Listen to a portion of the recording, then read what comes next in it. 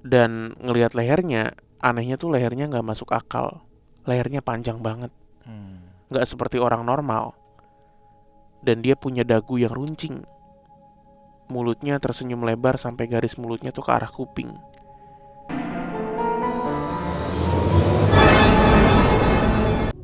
Oke. Yo. Nah, tadi kita di episode sebelumnya kita udah dengar cerita dari Erik Abidin ya.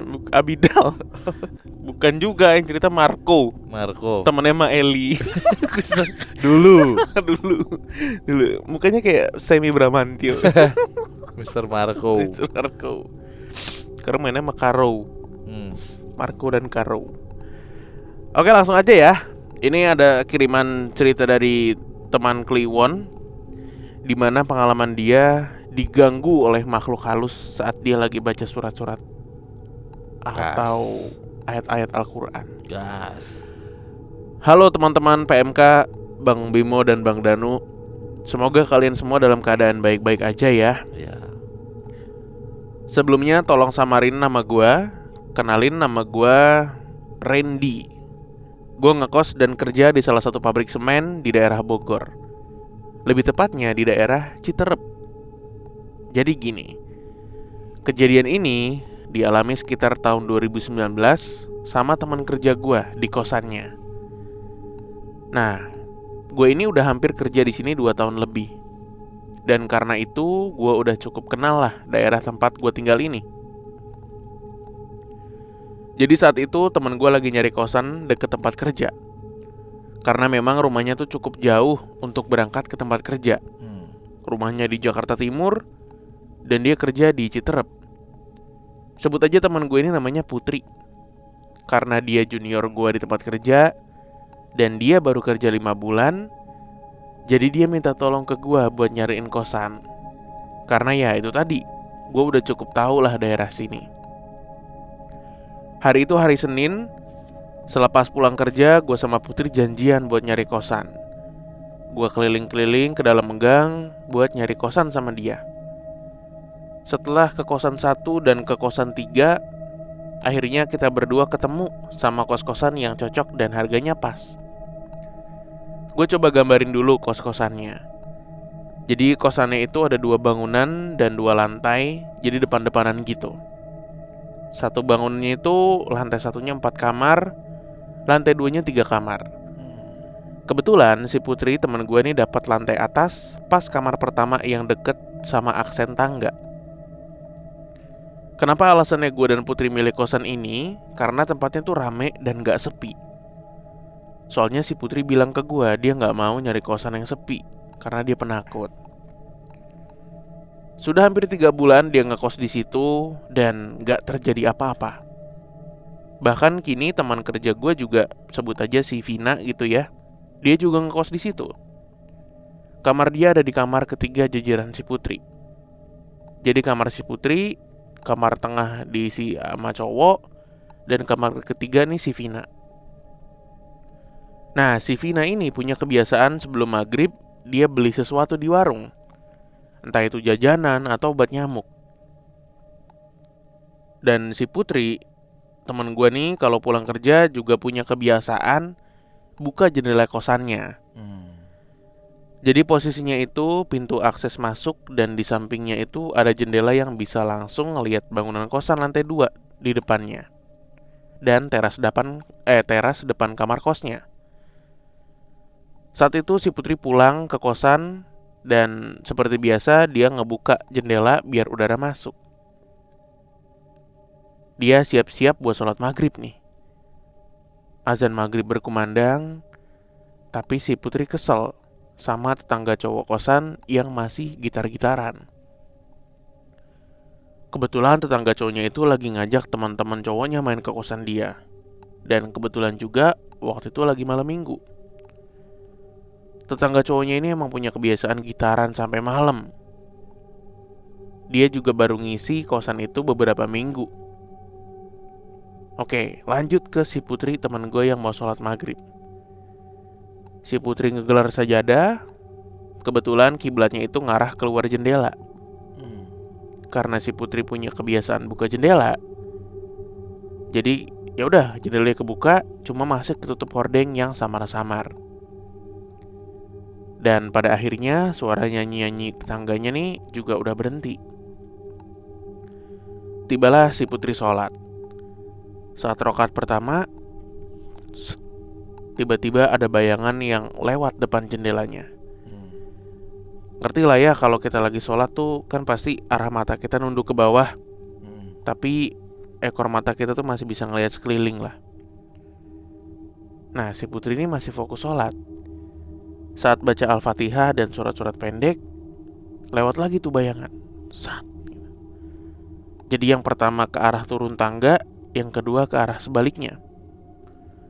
Putri pun notice sama bayangan itu. Dia ngiranya itu Vina yang biasa beli sesuatu ke warung.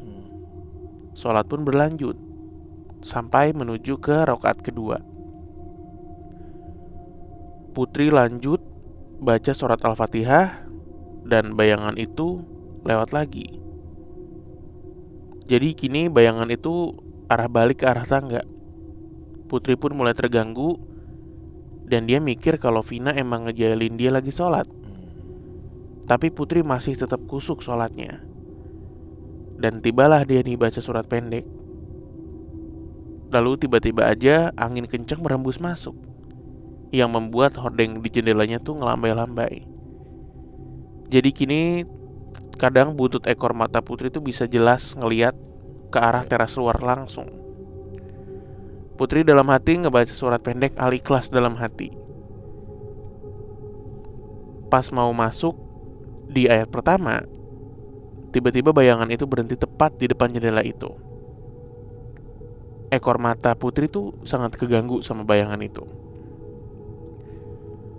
Dan setiap Putri ngebaca surat Al-Ikhlas ini, bayangan itu palanya ngikutin irama surat Al-Ikhlas. Qul huwallahu ahad gitu. Dia ngikutin gitu. Allahu somad. Putri pun sangat keganggu sampai berhenti bacaannya. Dan karena hordengnya yang ngelambai-lambai, sosok bayangan ini pun perlahan terlihat. Ekor mata Putri kini bukan cuma ngelihat bayangan aja. Ternyata yang tadi lewat bukan Vina. Putri melihat sosok seperti berbaju koko warna putih, terus ngelihat ke arah atas, dan ngelihat lehernya. Anehnya tuh lehernya gak masuk akal. Lehernya panjang banget, gak seperti orang normal. Dan dia punya dagu yang runcing. Mulutnya tersenyum lebar sampai garis mulutnya tuh ke arah kuping. Putri pun langsung menutup matanya dan melanjutkan baca surat Al-Ikhlas tersebut. Dan gak hanya sampai situ, saat ruku, tiba-tiba lampu kosan Putri seperti ada yang membelakangi dari atas. Dan diiringi dengan suara lirih laki-laki yang dalam. Berisik, saya keganggu. Putri panik dan nangis sambil sholat. Dan hebatnya dia bisa ngakhirin sholat maghrib itu. Putri langsung lari keluar kosan dan menuju kamar Vina. Putri langsung nyamperin kamar Vina, ngetok-ketok pintunya, tapi gak ada yang nyaut. Putri langsung aja tuh telepon si Vina, dan Vina pun ngangkat. Kenapa Put? Kata si Vina ya. Lu di mana? Gue lagi di luar sama cowok gue. Kenapa lu? Vina panik karena dengar suara Putri yang nangis. Cepet pulang Vin, gue takut. Pada akhirnya Putri nunggu si Vina pulang. Dia turun dari lantai 2 kosannya dan nunggu Vina depan warung kosan. Ternyata setelah maghrib itu, kondisi kosan di lantai 2 hanya Putri yang ada. Vina pergi, dan tetangga cowoknya juga pergi pas maghrib selesai. Makanya gak ada suara gitar-gitaran lagi. Selepas kejadian itu, beberapa hari kemudian cowok yang nempatin kamar tengah itu pindah. Dan sekarang beberapa minggu Putri numpang tidur di kamar kos Vina. Kayak gitu bang ceritanya. Maaf kalau terlalu panjang dan berbelit-belit ya.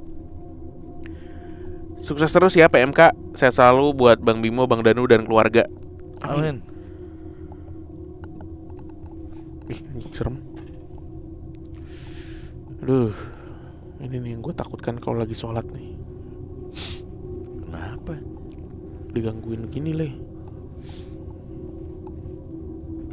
Sebel banget ya. Tapi gue salut sih sama si Putri. Iya sama si Putri ya. Selesai loh sholatnya loh. Ini yang gue takutin kalau lagi sholat nih digangguin. Kebalikannya nih.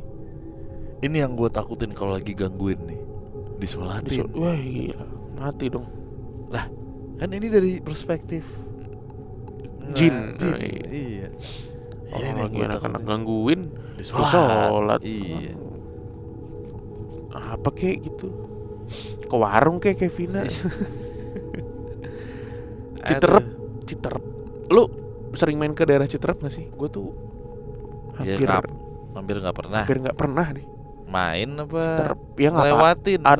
Ada kepentingan apa gitu di Citerep? Ya kalau ngelewatin. Soalnya kan secara jarak sebenarnya nggak jauh-jauh banget ya Citerep ya. Ya lu mau ke Bogor aja ngelewatin Pak, kalau lewat tol. Emang iya? Pintu tolnya kan Citerep gitu. Oh iya pintu tolnya iya.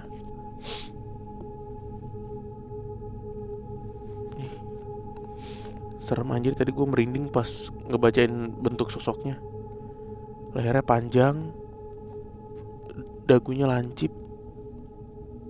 terus kayak pakai baju koko gitu orang. Ih ampun. Jin tuh. Iya.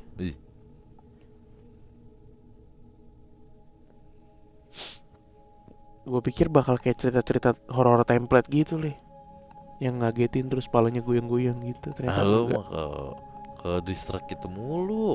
Soalnya sering banget. Iya sih. Di PMK udah 4 kali kali cerita kayak gitu. Tapi ini kagak ya. Ini enggak. Cuman begitu doang tapi serem aja. Ikutin. Ih, takut. Tapi tegar juga nih dia nih. Iya ini keren sih. Sampai kelar sholatnya loh. Iya. Gitu harusnya Le, lo cabut. Gue cabut sih pasti. Kayak ini ya dulu si Vivi. Oh yang lakinya ya. Lagi memperdalam ilmu bahkan bukan sholat lagi. Apa dia ngapain? Semedi apa? Oh dia lagi sholat malam. Bukan semedi. Assalamualaikum warahmatullahi wabarakatuh. Oh iya. Assalamualaikum. Ada yang nyaut kan. Waalaikumsalam. Ngambil sejadah. Iya. Tanya mau mendalami ilmu kanuragan. Gimana? Diucapin salam, narik saja ada langsung. Udah kagak Ayo kayaknya sama cowoknya udah lama juga dia. Emang lu follow? Apa? Emang lu follow? Ya kan waktu itu sempat ketemu juga. Kapan? Ada acara waktu itu. Zaman itu. Oh enggak ya. Gua udah sama Kak, ajak aja laki lu. Udah kagak gua katanya.